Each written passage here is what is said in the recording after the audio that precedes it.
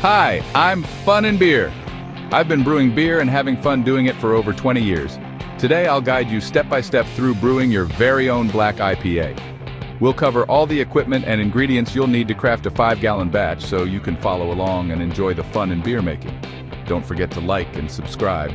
I share new recipes every week. Let's dive in and get brewing.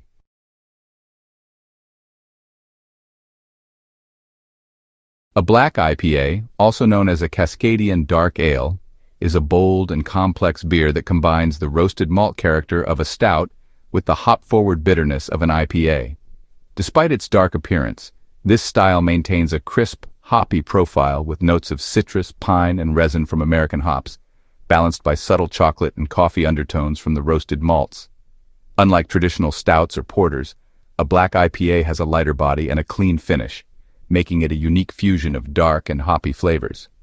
This style is perfect for those who enjoy the intensity of an IPA, but crave the depth and richness of darker beers.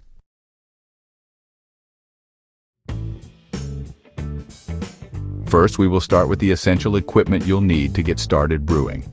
I've included links in the video description to the gear I personally use. Check them out for more details or grab your own. For brewing a 5-gallon batch, a 7.5-gallon pot is an ideal choice.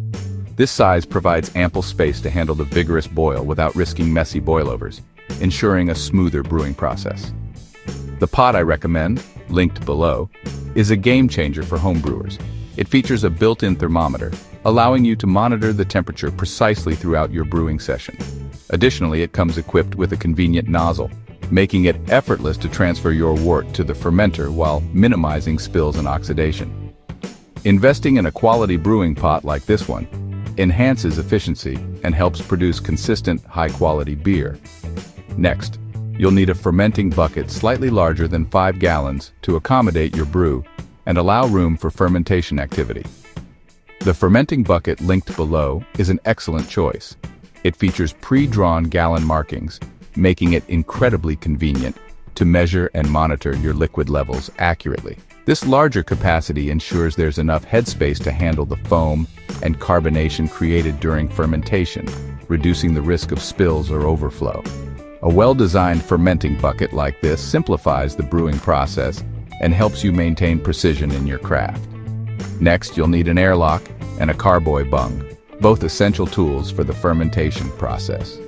The airlock allows carbon dioxide produced during fermentation to safely escape, preventing pressure buildup while simultaneously blocking outside air and contaminants from entering your fermenter. The carboy bung securely seals the opening of your fermenter and holds the airlock in place, ensuring a proper fit in airtight conditions. Together, these tools help maintain the perfect environment for your beer to ferment successfully, preserving its quality and flavor. Nylon mesh bags are an absolute must-have for any home brewer. These handy tools simplify the brewing process by containing your hops and grains during the boil or mash, eliminating the need for tedious straining afterward.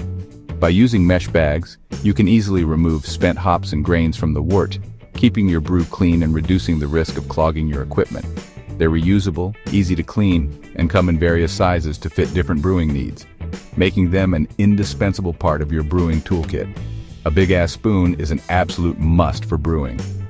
Whether you're stirring your mash, mixing in malt extract, or making sure hops are evenly distributed, a long, sturdy spoon is essential for reaching the bottom of your brew pot and getting the job done efficiently.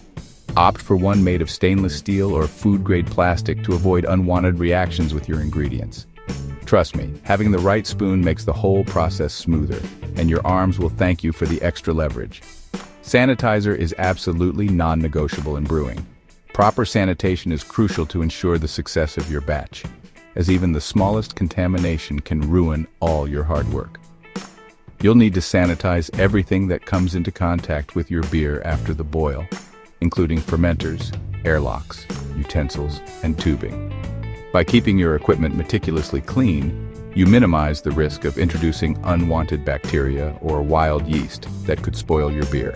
Invest in a high-quality brewing sanitizer, follow the instructions carefully, and remember, clean equipment equals great beer. Your future brews will thank you. A reliable heat source is essential for brewing.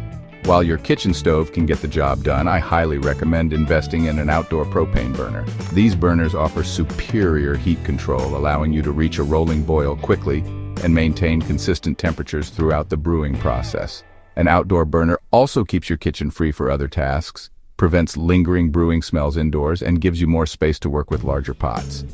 Plus, it's perfect for homebrewers who want to scale up their brewing game or enjoy the flexibility of brewing outdoors. A thermometer is a crucial tool for brewing success, as precise temperature control is key to achieving the desired flavors and consistency in your beer. If you didn't go with the pot that includes a built-in thermometer, you'll need a reliable standalone thermometer to monitor temperatures accurately. Look for a digital or analog thermometer with a quick response time and a wide temperature range. This ensures you can accurately measure everything from mash temps to the cooling phase. Keeping a close eye on your brew's temperature helps avoid mistakes and ensures the best possible outcome for your beer.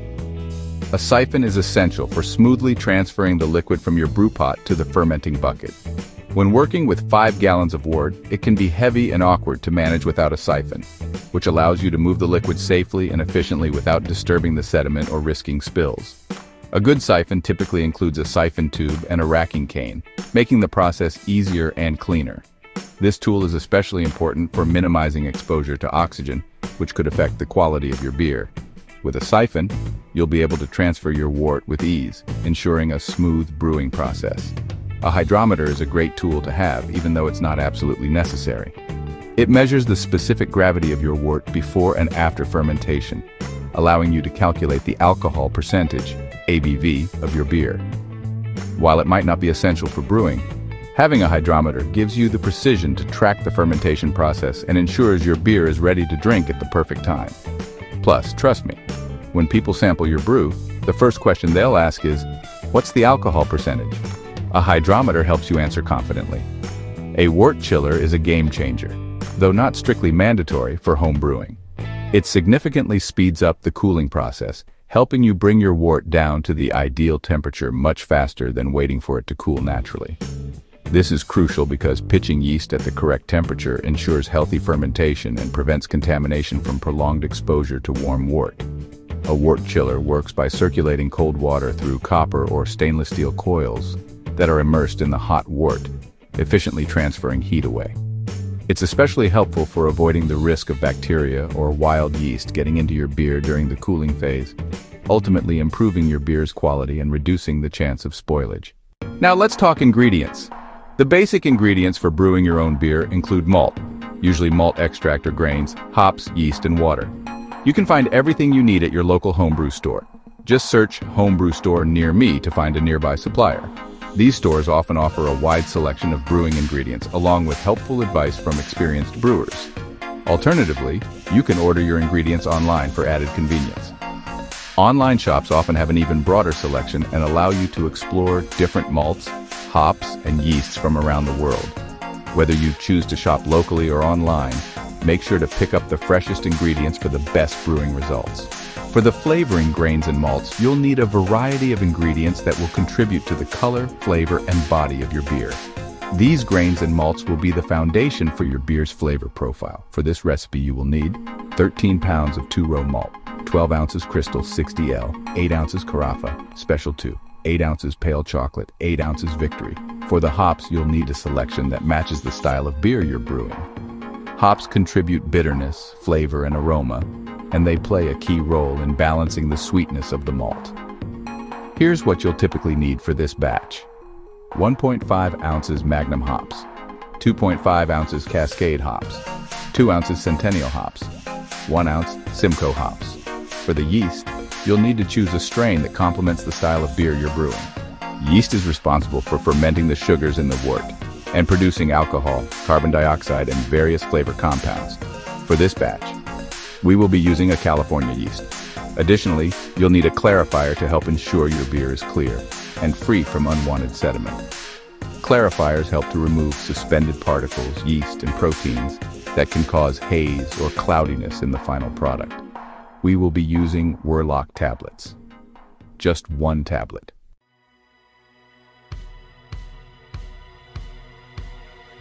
All right, let's get brewing. First, Fill your fermenting bucket with 5 gallons of water. If your bucket doesn't have a 5-gallon mark, simply draw one with a permanent marker to ensure accurate measurements. Once you've added the water, continue filling it to the rim to ensure you're at the correct volume. Next, add 1 ounce of sanitizer to the water. This step is crucial to ensure that all equipment coming into contact with your wort will be sanitized properly. Stir the solution thoroughly, making sure all surfaces of the bucket are sanitized. Let it sit for a few minutes and then drain the bucket, ensuring that no sanitizer residue remains. This ensures a clean and safe environment for fermentation.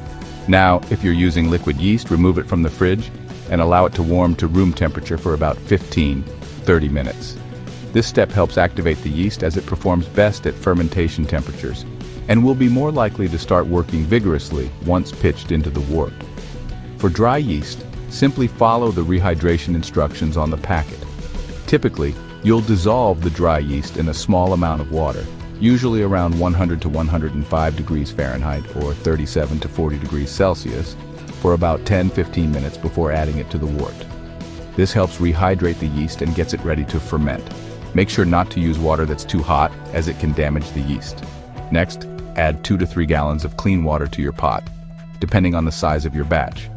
The quality of water is crucial, as it directly impacts the taste of your beer. Avoid using hose water, as it can contain chlorine, chloramine, or other contaminants that could negatively affect your beer's flavor. If you're using tap water, it's a good idea to treat it by either filtering it or letting it sit for a day to allow any chlorine to dissipate. If you're unsure about the water quality, you might want to use bottled or filtered water to ensure your beer tastes its best. Once the water is in the pot, you're ready to continue with the next steps of the brewing process. Place the pot on your heat source and turn on the heat to begin heating the water. You'll want to bring it to a gentle boil. This step is the foundation for when you add your malt, hops, and other ingredients, so it's important to monitor the temperature as it rises. If you're using a propane burner or another heat source that heats quickly, keep a close eye on the pot to avoid a boil-over. It's also a good idea to stir occasionally to help evenly distribute the heat throughout the water. Once the water starts to boil, you're ready to begin adding your malt extract and hops for the brewing process.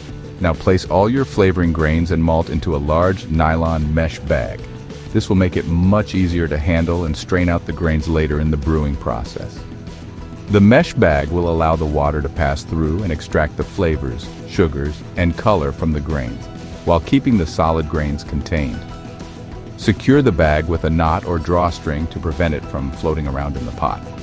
Once your water has reached the appropriate temperature, you can add the mesh bag filled with grains into the pot. Stir occasionally to ensure the grains are fully immersed and extract their flavors properly. Submerge the bag filled with flavoring grains and malt into the heating water and steep for 30 minutes.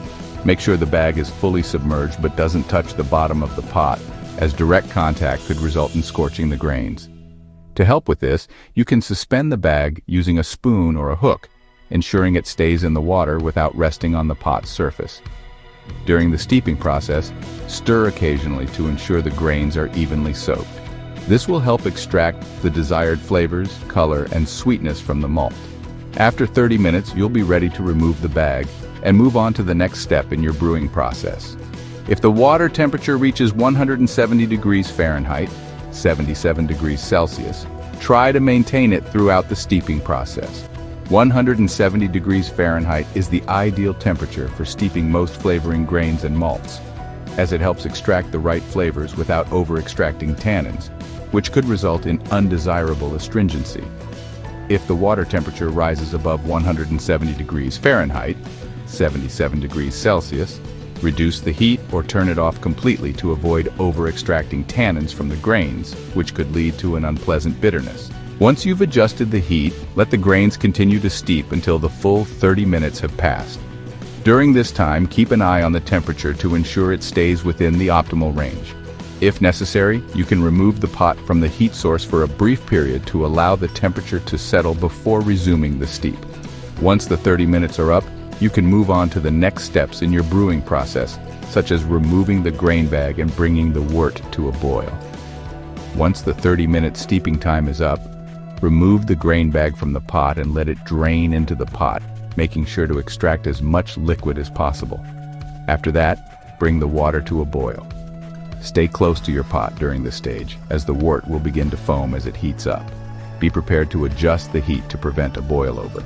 If foam starts to rise too quickly, lower the heat temporarily until the foam settles. Once the foam subsides, you can bring the heat back up and continue boiling. The goal here is to maintain a rolling boil for the next phase of your brewing process, when you'll add your malt extract, hops, and other ingredients. Keep an eye on the pot to ensure the boil stays consistent. Now, add your Magnum hops to a mesh bag to contain them and prevent loose hop particles from floating around in the wort. Place the mesh bag into the pot with the boiling water.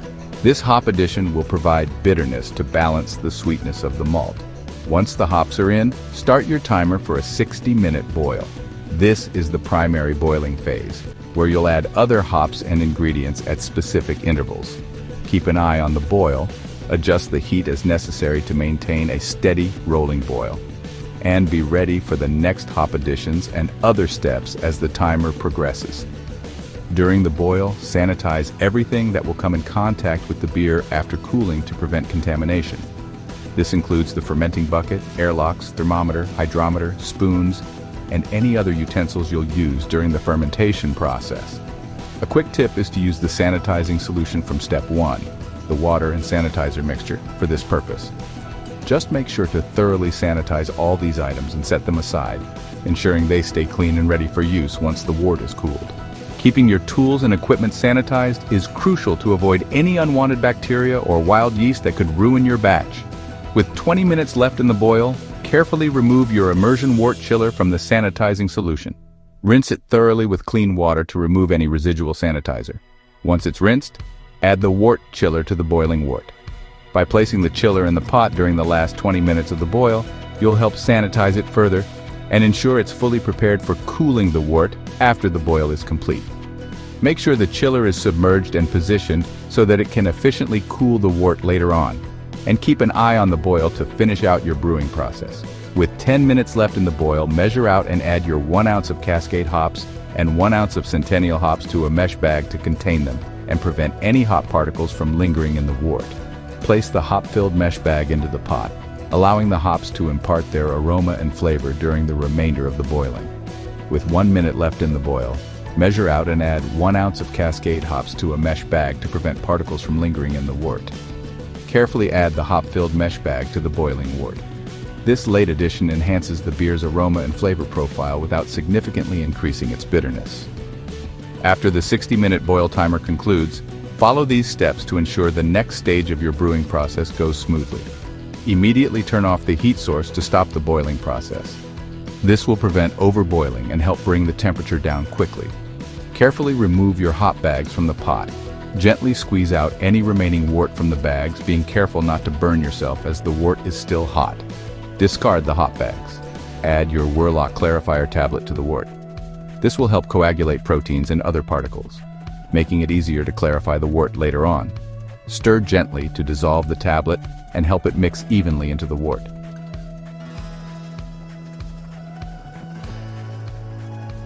Now start the cooling process to bring your hot wort down to around 130 degrees Fahrenheit, 54 degrees Celsius. You have a few options for cooling. Use a wort chiller. Submerge your sanitized immersion wort chiller into the pot and turn on the cold water. The chiller will help lower the temperature quickly by circulating water through the coils, cooling the wort from the outside. Without a wort chiller, if you don't have a wort chiller, you can cover the pot and run cool water over it or immerse the pot in an ice bath. If you choose the ice bath method, make sure the water level is high enough to surround the pot, but avoid getting water into the wort itself. While the wort is cooling, empty the sanitizing solution from the fermenting bucket and rinse it thoroughly with clean water. This ensures that any residual sanitizer is removed, leaving the bucket clean and ready for the cooled wort. Make sure the bucket is completely rinsed and free of any sanitizer before moving on to the next step of transferring the wort. This is a crucial step to avoid any contamination that could affect the fermentation process. Once your fermenting bucket is clean, it will be ready to receive the cooled wort. Once the fermenting bucket is clean and rinsed, add 2 gallons of cold, clean water to the bucket. This helps lower the temperature of the wort further and brings the total volume up to the desired amount for fermentation. The cold water will mix with the cooled wort, bringing it closer to the optimal fermentation temperature, usually around 65 to 75 degrees Fahrenheit for ales. Be sure to stir gently to ensure everything is well mixed. And once the wort is at the correct temperature, you're ready to transfer the wort into the fermenting bucket. When the wort reaches 130 degrees Fahrenheit or lower, transfer it to the fermenting bucket with the 2 gallons of cold water you added earlier. Stir the mixture gently to combine the cooled wort and water thoroughly. Next, fill the fermenting bucket to the 5-gallon line with additional cold water. Stir again to ensure an even mixture.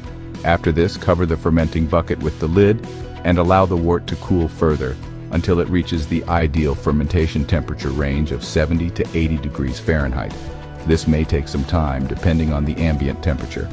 Once the wort reaches the proper temperature, you're ready to move on to pitching the yeast and starting the fermentation process.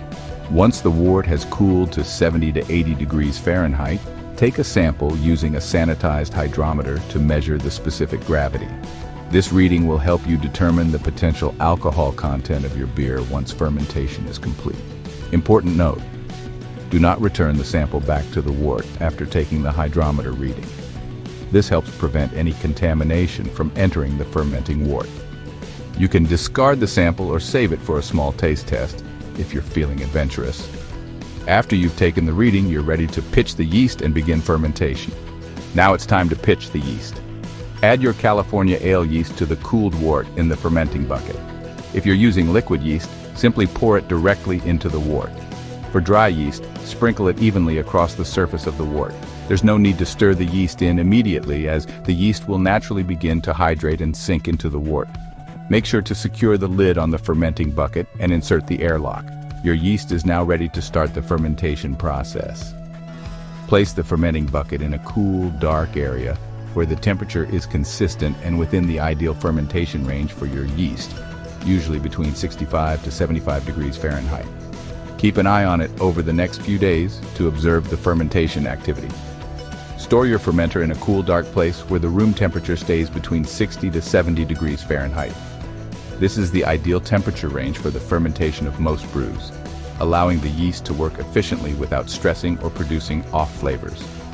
Make sure the area is free from direct sunlight or temperature fluctuations that could interfere with the fermentation process. Once stored, allow the yeast to do its job, and you should start to see signs of fermentation, like bubbling in the airlock, within 24-48 hours. Patience is key during this phase. Gently tap the fermenting bucket daily to release any trapped air that may accumulate. This helps prevent excessive pressure buildup inside the bucket and ensures the airlock functions properly. Tapping also helps redistribute any yeast that may have settled at the bottom, encouraging active fermentation. Be gentle to avoid disturbing the wort too much. As fermentation progresses, you'll likely hear bubbling in the airlock, indicating that the yeast is working and producing CO2. Keep monitoring the process until fermentation is complete. After 7 days of fermentation, carefully measure out 0.5 ounces of Cascade hops, 1 ounce of Centennial hops, and 1 ounce of Simcoe hops. Ensure all equipment is clean and sanitized before adding them to your brew.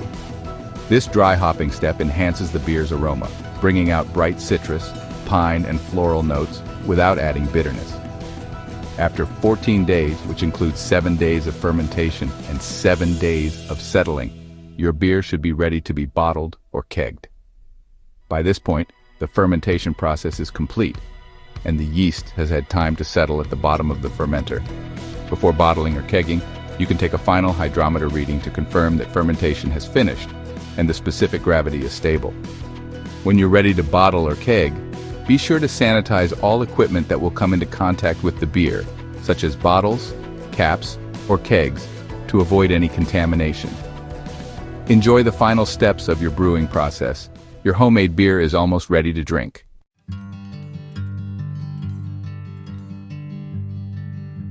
If you found this video helpful, be sure to like and subscribe. If you try the recipe, leave a comment and let me know how it turned out. I share new recipes every week, so if there's a specific one you'd like to see next, drop your suggestion in the comments. This has been Brewing with FUNnBEER, beer made for good times.